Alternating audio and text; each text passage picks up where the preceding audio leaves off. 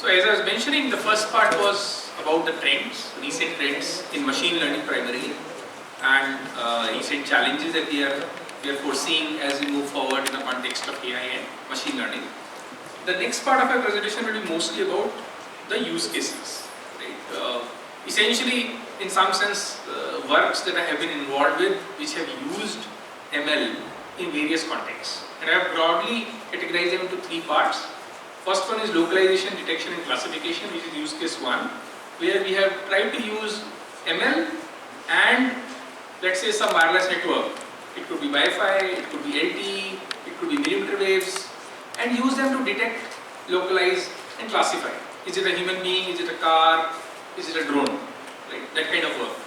This will be majority part of my presentation for this second part of the session. And subsequently I have use case 2, which is application of machine learning to estimate the perception. If you have multiple videos being played on the network, let's say you are watching a YouTube video on your phone, can we perceive, can we characterize the quality of this experience using ML? So application of ML in perceived video quality. That is the second use case I will be focusing on. Each of these are with different collaborators, so I will highlight the collaborators also as and when I present the work or the corresponding papers. Right? And the third one is in the context of green cellular networks, because energy efficiency, as I mentioned in the first part of our session today, is very key factor not only for machine learning but also from communication perspective, because communication infrastructure is eating a lot of or consuming a lot of energy now in 5G context globally. How do we mitigate it? How do we minimize that consumption of energy? Right? Those are the three use cases. Hopefully we have time till 1, so I should be able to at least spend half an hour each and cover up all of them. Coming to localization, please note localization is a well-studied topic. Localization is not new. People have been doing localization for since human beings have evolved. Right? We have been using various things, for example, using constellations, using the geography itself to localize where we are, because this is a very crucial piece of information in various contexts. In recent times, people have been using radio signals, for example GPS. Now it is so omnipresent that we don't even realize the kind of technology that goes behind. But then there are, for example, 4 typical ways to localize if you are using a radio signal. Let's say a GPS based signal or any other such signal. In this context, I am showing it from cellular network perspective. If you have a deployment of base station, so each one of these is a base station 1, base station 2, base station 3, and there is a user equipment which is essentially your phone. And I want to localize where the phone is. What is the XYZ coordinate of this phone, right? So I can use trilateration, I can use triangulation or proximity based or scene based to do this kind of localization, right? Again, this is not your research, this is already happening. So in our phones also, when we are using GPS, there is a feature of base station assisted GPS. Especially for indoor localization, even currently if you are going to do localization, your phone will use the GPS information, it will also use the nearest base station's information to decide what is your current probable location. And that is why the error, although it's high, for example now if you check for Ola, it will show a 200 meter or 300 meter radius for your location. If you are outdoor, it will show very accurately, but indoor sometimes it will show a bigger circle because the GPS is not working properly, but the base station is able to assist, because there is going to be a base station probably in 500 meters to 1 kilometer of this for sure, the urban area, maybe less also, maybe couple of them in your campus also, I don't know.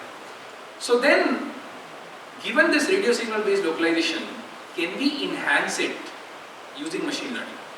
That is the use case that I am going to discuss, the first use case. Now, please note all the technologies that are around. I just skim through them. I will not go into the communication part of it. There are also these talks which I give which are more on ML and COM. So there I go into the detail of the communication architecture also. But for this talk, maybe I just explain very briefly. I will not go into a lot of detail. Let's say GSM is there, right? Or we have UMTS, 2G, 3G, LTE, 4G technology, or LTE advanced, right? All these technologies have one thing in common, which is for all of them, there is going to be at least some part of the signal that is known a priori. These are symbols called as pilot symbols, right? Why do we need pilot symbols? The base station transmits the pilot symbols, for example, for the phone or the user equipment to estimate the channel. You transmit a known sequence, the known sequence will be modulated by your environment, and on reception, we can decode and from it estimate what my environment is, right?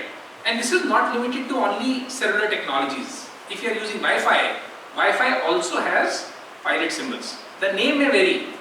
People may call it something else. They may call it preamble, they may call it something, but the pilot symbols are going to be omnipresent. In any wireless communication technology, there are going to be pilot symbols, which are known symbols to both transmitter and receiver, which is what I am trying to highlight here. So as you see here, in each one of them, I am highlighting the pilot symbols. So as you see here, there is a PSS or SSS signal in LTE, which is a known signal. The base station knows it. Any phone device also knows it even before it is transmitted. So knowingly this sequence, we can estimate the channel. Now that is where the interesting part comes. For example, as you see here, these are positioning reference signals and cell specific reference signals. We can actually use this green and black. This is again the same thing that I was mentioning before in the first session. You have different time slots, let's say 1 millisecond time slot. As you see here, each one of the blocks is a 1 millisecond time slot. And on y-axis, you have, let's say, the sub-channels. You can have up to 100 of them, maybe 200 also. And in this matrix, you have certain predetermined locations where you insert reference signals, right? Now these reference signals can be viewed as akin to what we do in radar. For radar technology, we send a known pulse, the pulse hits an object. Let's say in this context, I am sending a pulse from here, it will hit that chair, a reflection will come back, my receiver will, based on the reflections, delay Doppler profile, my receiver can say, okay, the object is this big and the object is this far from us. It can even tell which direction the object is moving. Right? That's how typical radars work. We can emulate the same radar kind of behavior now using these known reference signals in any communication technology, which is where integrated sensing in communication comes into picture. So there's a lot of research happening now in ISAC. You can just check the term. It's a more fancier way of saying joint communication and sensing. Using known signals, we can do communication and we can do sensing of the environment.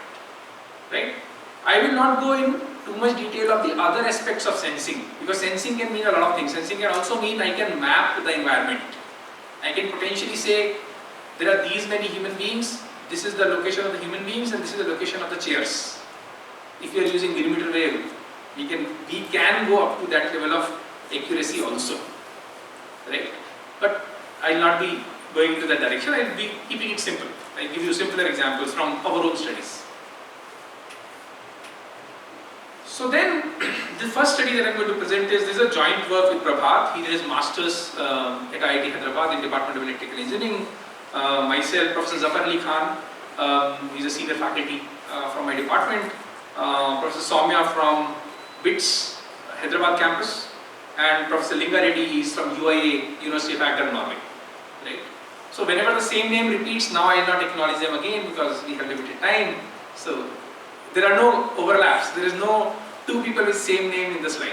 So I will only acknowledge henceforth any extra names, not these names. So this was a joint work that we published where we used millimeter wave based radar. In this case we used explicitly radar, but you can replace this radar with millimeter wave based 5G also. Because millimeter wave based 5G also has reference signals, and if you send those reference signals and you receive them, it can emulate the behavior of a radar. Right? Can be done. And there are works which have looked into that direction. For this particular study, we wanted to focus on the angle and the height estimation for aerial vehicles. And why is this interesting? Because we wanted to focus on low altitude UAVs. So UAVs also is a very broad term. We say UAV, but UAV can mean something this small also. UAV can also mean something as big as the width of this room. Right? So UAV is a very generic term. For this study, we were focusing on low altitude small UAVs, something let's say less than or close to 1 feet in width. Right? These UAVs are very difficult to detect by traditional techniques. So there are these military radars which can very easily detect high flying UAVs. I'm not sure how many of you are following the Ukrainian conflict. Anybody following? So you might be knowing there's a lot of on-field activity there using drones. A lot of small sized drones are used for bombing the opposition, right? And the challenge, and this was something that both the sides are facing initially. Now they have found a workaround also. I'm not going into details, so I don't want to digress on the topic, but one of the key challenges was because they were using smaller drones, the traditional air warning systems which are designed to detect jet, which are designed to detect larger UAVs, they failed completely to detect any of these smaller UAVs. So effectively what people could do, they could take a small UAV, put a payload on it, it could fly at an altitude of 10 meters and simply bomb something, undetected. Although all radars are deployed, nobody was able to detect them. This is a big challenge. How do you detect such low flying, low altitude UAVs? So we were focusing, and this was around similar time frame, so we wanted to focus on detection of such drones, how to accurately detect them, how to localize them, how to classify them. So for this study we used a 3 transmitter 4 receiver kind of a setup with millimeter wave based FMC radar. What we did was we deployed the drones at various locations, at various angles, various distances, collected the data. The data collection was done in Norway, University of Agder, the hardware was available there. And then based on that data, as some of you might be available from radar perspective, for these 4 receivers we had around 128 chirps, right, and around 200 frames. So every time you read, there is sufficient amount of data in each reading, sufficient samples, and then you collect it for a very large number of samples, then you essentially have a data set, our own data set, which we could use to train machine learning models and then demonstrate performance in terms of localization, classification, so on and so forth. So here is just a summary of the parameters. So we were looking at 77 gigahertz, that's a millimeter wave, 3x4 I have already explained, 256 ADC samples, 200 frames, 128 chirps, around ballpark 1800 megahertz bandwidth. And for this we were able to collect data at various horizontal levels like 1.5, 2.5, 3.5 up to 8.5 meters and 0.5 up to 5.5 meters. Now this may sound like very short distance. 5 meters is just the back of this room in some sense, right? Maybe less. But this is crucial because if you want a parameter, a security parameter or periphery around any infrastructure, you have to see currently what is the parameter. Currently the parameter is you deploy a wall, and maximum is you will see in these societies around there will be these wires, electric fences. A drone can easily go, it will fly at 2 meters altitude, it will cross all of it. So what we want to do is we want to detect within a 5 meter sphere around an installation, we should be able to detect a drone. Only then an installation becomes safe, right? So now we were able to collect this data and we were able to show an RMSE of around 0.5 for vertical distance and an RMSE of 0.2, again this is meters. So a reasonable level of accuracy we were able to get. This was among the first few studies, so that's why it's not like 0.1 or less, but ballpark figures. Based on this study, we were motivated to look at, can we use the same hardware to now not only localize, so previously we were localizing height and distance. We said, okay, if we are able to localize height and distance within 0.5 and 0.1 meter, can we now also classify? For example, if there is an object, can I say at the boundary whether the object is a human being approaching the wall, or the object is a drone approaching the wall, or the object is a car? Those are the 3 objects, target objects we started with. Again, we collected the data, and as you see here, you take the data from the millimeter wave radar, you perform a range FFT, and then we extract out some features from this range FFT, features like peak height, peak width, like number of peaks, standard deviation, so on and so forth. And these extracted features from this range FFT data are fed into traditional ML models. But of course, you can extend this work. So whatever we have done, data I think is already available online. You can pick any of those recent trends that I was discussing in the morning half and apply that on top of this data set. That in itself is an interesting work, right? So here, as you see, these are supervised learning techniques, because at that time we had just started. So in 2021 this was published. So essentially means 2020 we were doing this work. So around 2018-19 is the time frame when I started working in communication and ML. Prior to that I was working only in communication.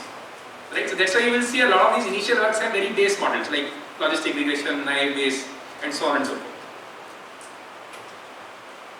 This is a typical structure of the signal. So FMCW.R, you have frequency which increases at the transmitter, as you see here. This is the base frequency, it keeps increasing, and then so 77 gigahertz keeps increasing by around 1800 megahertz, and then drops again, and then again keeps increasing. The advantage is when such a frequency signal, FMCW radar signal, hits an object and gets reflected. So this is a reflected signal at the receiver. It can easily capture the information because there is a change in frequency happening. The amount of information that you can extract out is better, right? Which is what I will also highlight. So I am going to just give some samples, 3 samples of data. This is a 1D range FFT profile for pedestrian. Again, features are mentioned in the box. Distance, height, width of the peak, area under the peak, standard deviation, right? And instead of a human being, if a car is there, as you see, there are side lobes. For human being, there are no side lobes. Because human being is pretty homogeneous, one object. Shape size may vary a bit, but by and large is one object. So for that one object, the reflection is giving one peak in the range FFT. But car on the other hand is a wider object, so the reflections you get are more. One is going to be the prominent reflection, so that's why in the center you have this peak, but there are going to be side lobes also, right? So that has interesting information, and I think the students graduated, but so nobody continued the work, but you can do much more on top of this, because vehicles is a broader class. You can have a truck, you can have an auto rickshaw, you can have a car, you can have a jeep, you can have a bus. In Indian context, you can have electric rickshaw also. So now you can do classification on these diverse set of objects also, because their side lobes will vary. Here we have done primarily on the main peak and number of side lobes and all, but even on the aspects of the side peaks itself, you can do a lot of analysis on top. Interesting analysis. And third one is for the drone. As you might have figured out so far, based on the surface area of the object, reflective surface area of the object, the area under the peak varies. Drone is smallest, so peak is smallest. It is narrower also. Car is largest surface area, reflection is most. Side lobes are also there. Similarly, human beings somewhere in the middle, between drone and car in terms of the reflections. Right? At the end of the day, this is something as simple as throwing a millimeter wave, catching the reflection, doing 1D FFT and plotting it, right, and extracting out features. So even on observation, we are able to say yes, this appears to be coming from pedestrian, this appears to be coming from car, this appears to be coming from drone. So we collected labeled data set for this. We deployed actual car in the parking lot, asked our students to stand, use drones, fly the drones, collect this data. And then we got following result, for example, for logistic regression and for naive Bayes model. Here, just to acknowledge, Miss Bhatia was doing an internship, I think, in Prof. Reddy's group. Abhin was doing an internship, is doing a PhD in our group now. He's a PMRF fellow. Professor Jha, Professor Vishwakarma, Professor Srinivas, Dr. Srinivas, Dr. Lalita from IIT Hyderabad, Dr. Yalavati from ISC, Dr. Kurupati is again a colleague of Dr. Lalita, I believe, are again collaborators. So we have a joint, it is ending now this year. We have ending workshop in December. So we have a joint Indo-Norway project. So all of us are part of that, and through that we have done multiple works in application of machine learning in localization, detection, classification of objects. Primarily for drones, but we have also looked at other objects. Right? So as you see here, 86% of the time we were correctly able to detect car using logistic regression. 100% of the time a drone, and 80% of the time a human being. And then similarly for naive Bayes model, we were able to get these performance results. For some reason, it didn't work very well on humans, right? But then the lead author didn't continue the study. So I don't have a subsequent transaction result highlighting 90% plus accuracy. But again, that's an open problem. You can pick any state-of-the-art model, pick this data, or even collect your own data and get better results in this domain in terms of research. Sorry. So a part of it we extended. If you recall the first part, we were looking at distance and height. But the angle also can be estimated. What is the angle of your drone? Instead of distance and height, you can re-represent it in terms of just the line of sight distance and the angles, 3D angles. So we tried to estimate that also using a rotated version of the same FMCW radar. And I'll skip the study part because it's the same study. You take different angles, horizontal angle and vertical angle, collect data, train a ML model, try to predict. We optimize the algorithm, but in interest of time, I'm skimming through that part. So this is in some sense a range plot for angle, and as you see here, at different distances, we are able to identify. The yellow means higher signal value. So we are able to identify objects at different angles, multiple objects also at different angles. Right?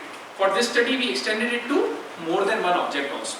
Unlike the first two that I presented, here we are computing the range and the angle for multiple objects simultaneously.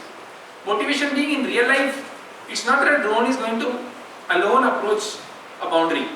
There might already be 3 human beings sitting there and a drone may come. So you have to detect jointly how many human beings, how many drones, how many cars, right? That was the motivation. Again here, as you see, the error was not very high. We were able to estimate the actual angle within plus minus 5 degrees ballpark of the actual angle, right?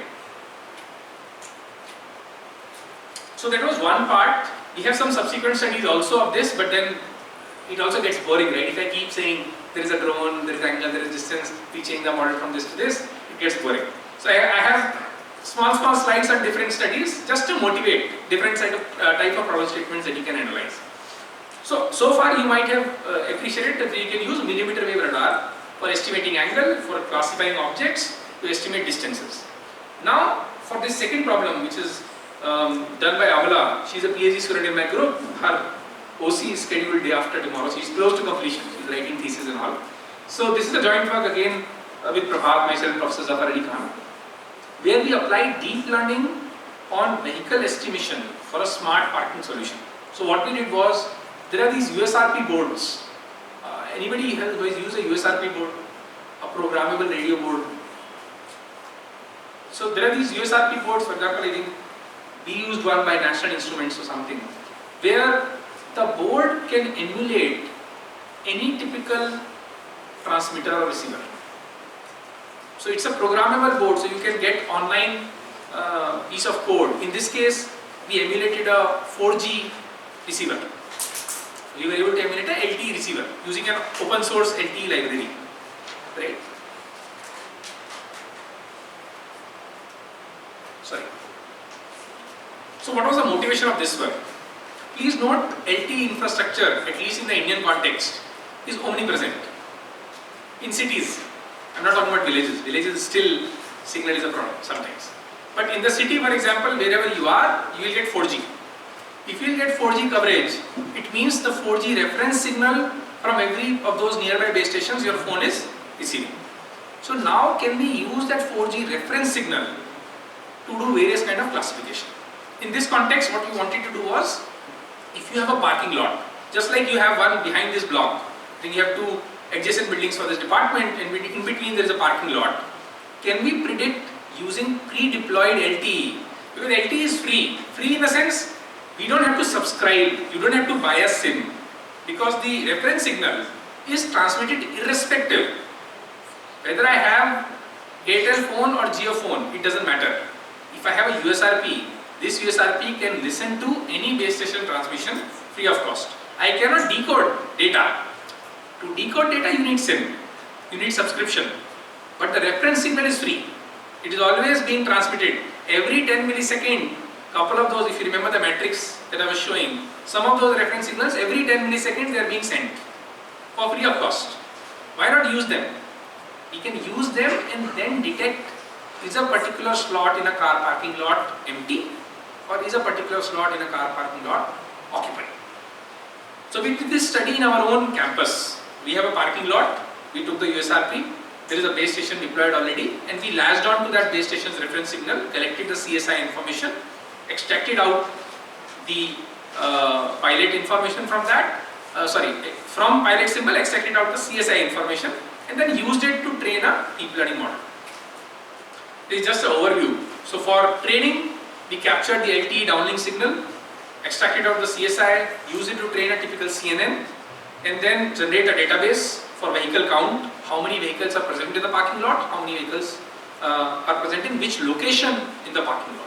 So we created a labeled data set, trained a CNN, and then for testing phase, we simply extract out the CSI, pass it out to this trained CNN and try to predict or try to, I shouldn't be saying predict, I should be detect, try to detect which parking slot is empty, which parking slot is occupied.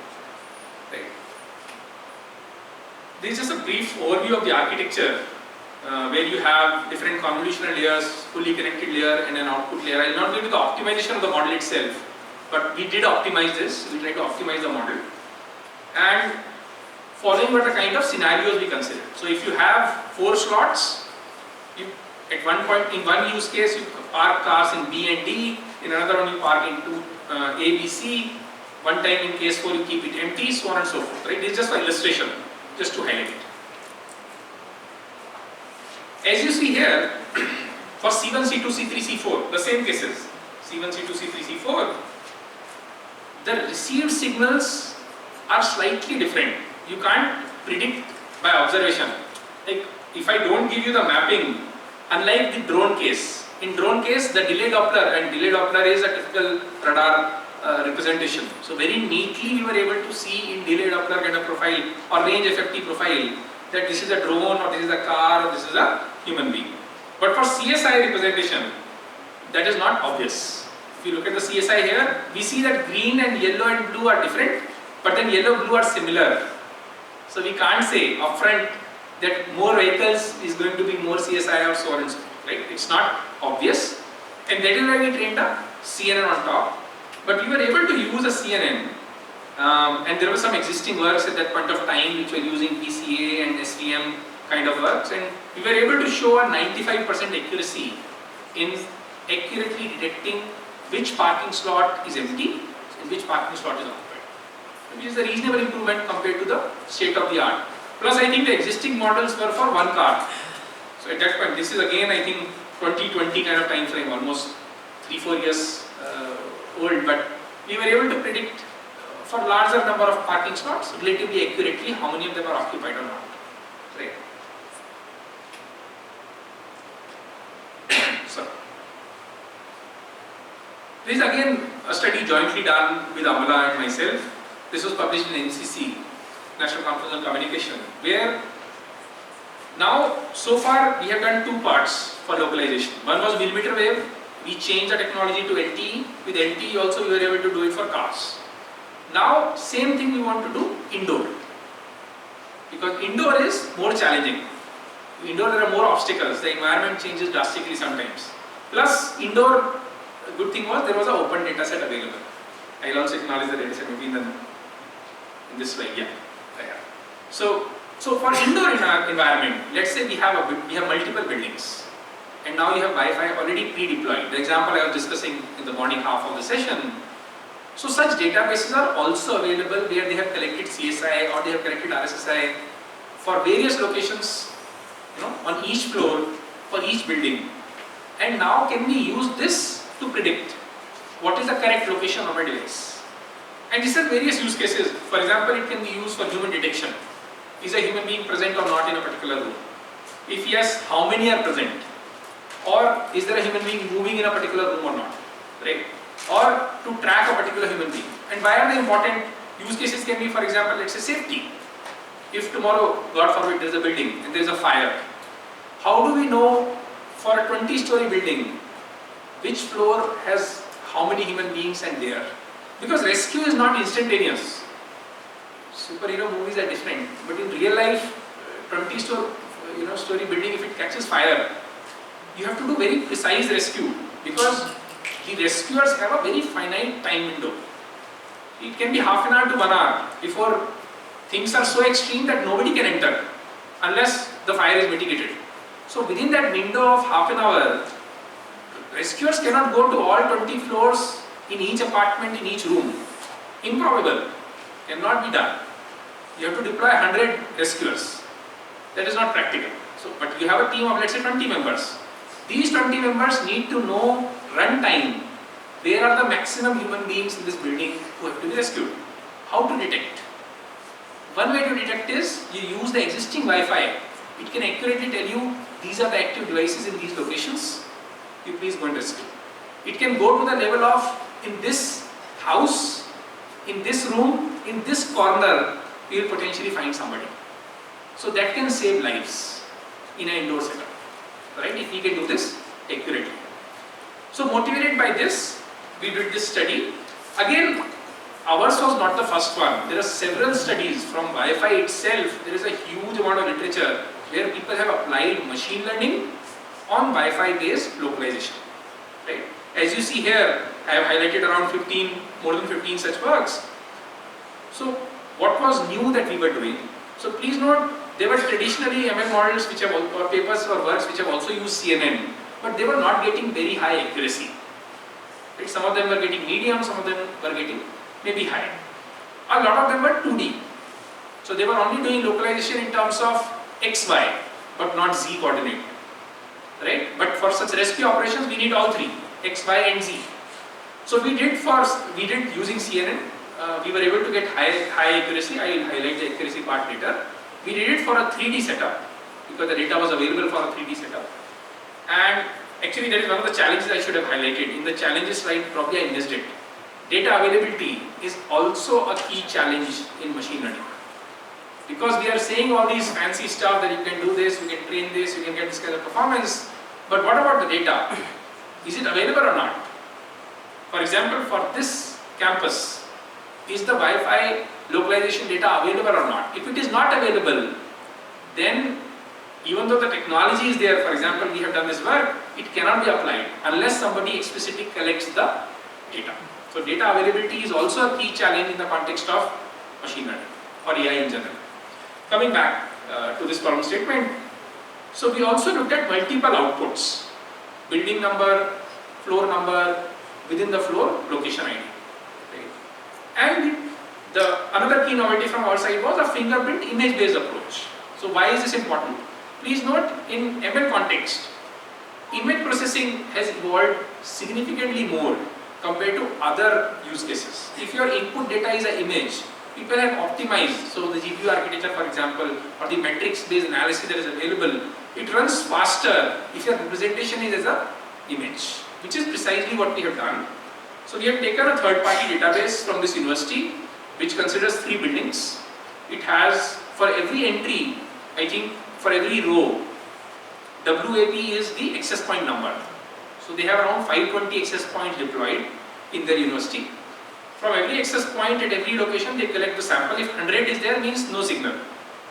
Anything else is the corresponding signal from the Wi-Fi access point to this location. And they have labeled it in terms of which building. There are 3 buildings, so 0, 1, 2. Which floor, up to 5 or above floors are there, so 0, 1, 2, 3, 4, 5, so on and so forth. And in each floor, they have created these boxes of 1 by 1 meter. So a space ID 103 means, for example, let's say starting from there, that's space ID 1, 2, 3, 4, so on and so forth. You keep traversing the space and you label everything, right? So with this data set, I think there were around 20,000 ballpark samples for training and 1,000 samples for testing, right? These are not the first ones. Please note, this is a database openly available by Torres and others. Please check out the reference. We just use their data, we optimize the model and use the fingerprint image-based approach on top. So what was our contribution? So one was, we took this, so if you look at it, the actual data is a vector. every entry is a vector of length 523. 520 received values from different access points, 3 in terms of the label, right? What we did was, we took this WAP data, RSSI data, and we repurposed it into an image.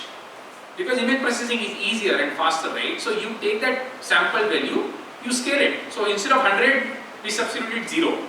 Instead of minus 97, so we flipped the data and added a bias, so that we were able to convert the RSSI data into a black and white, or grayscale I should be saying, into a grayscale image.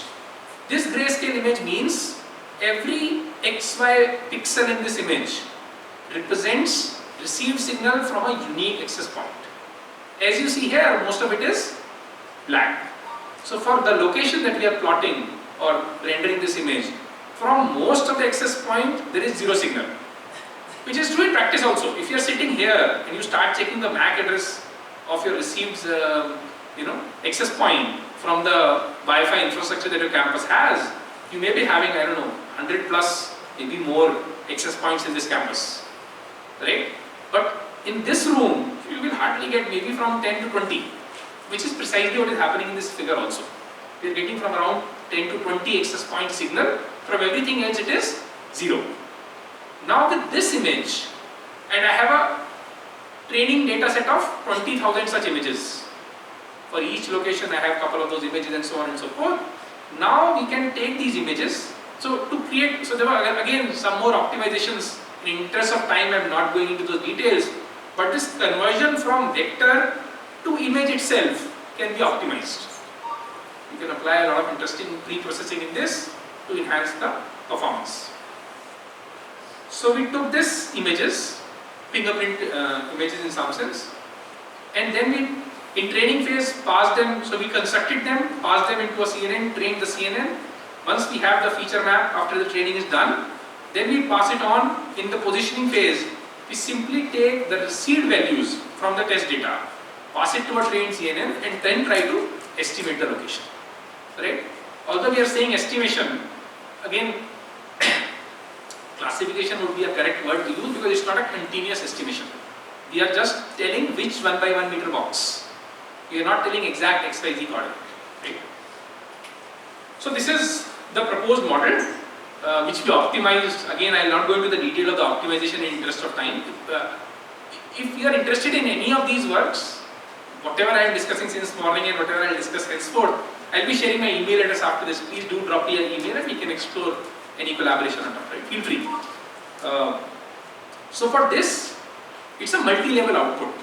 There are 3 outputs. So you have a CNN, we pass on this CNN to 3 different classifiers, one for building, one for floor, one for space ID, and then we classify based on the set available that okay, this is the building, this is the space ID, and this is the floor in that particular building, right?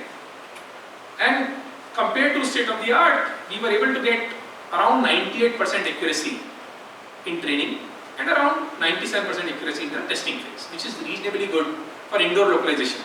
Please note, if you compare this with GPS based, there is no comparison. So this is comparison with itself. We are comparing with Wi-Fi only changing the ML model. But if you pick GPS, maybe it will be like 1000 times more accurate. Because GPS is giving accuracy like 500 meters, 200 meters indoor or 100 meters indoor.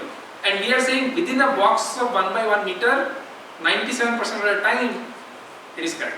Which is reasonably good.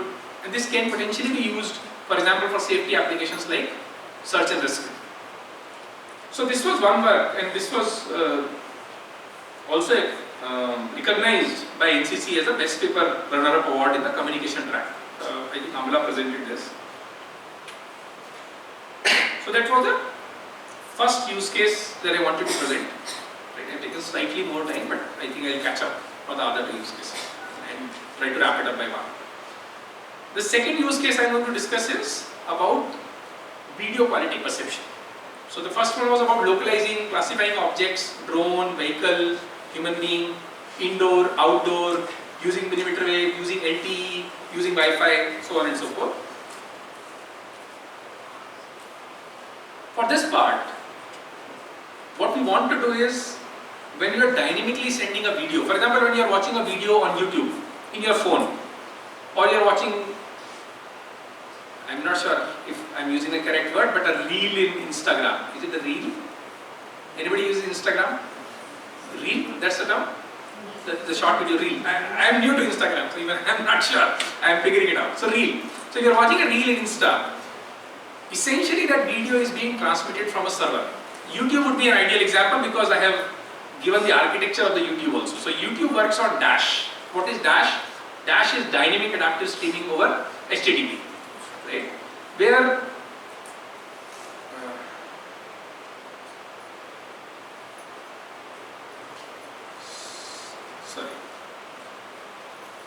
Professor Sumora is calling. I collaborated with him. Interesting coincidence. So me and Professor Sumora is again a colleague of mine from electrical department at IIT Hyderabad. We collaborated on this work with Dr. Nagbhushan, who did his PhD jointly with us, and Professor Kiran in our department. Now, the way Dash works is, you have a video at, let's say, different representations are available. You can have a video which is, let's say, 4K, or you can have a video which is HD, or you can have a video which is just MPEG. Even in MPEG, you can have video representation which is low quality, right? Now, why are these multiple representations required? Because the channel quality changes.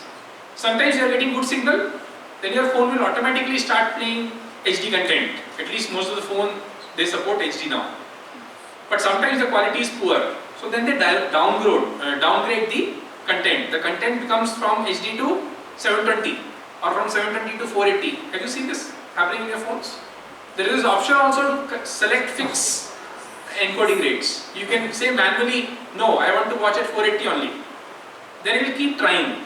If sufficient bandwidth is not there, then that circle comes, YouTube circle, right? So what happens is, in the server, in HTTP server, all these media representations are available, each one of them with the corresponding MPD file, right?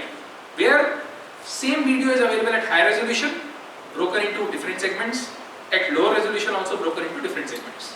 Now, at the client side, let's say in our phone, when we are running YouTube, the Dash client has this architecture where it is receiving these MPDs, processing and parsing them through, sending them to the media player, and then again requesting or fetching the next segment.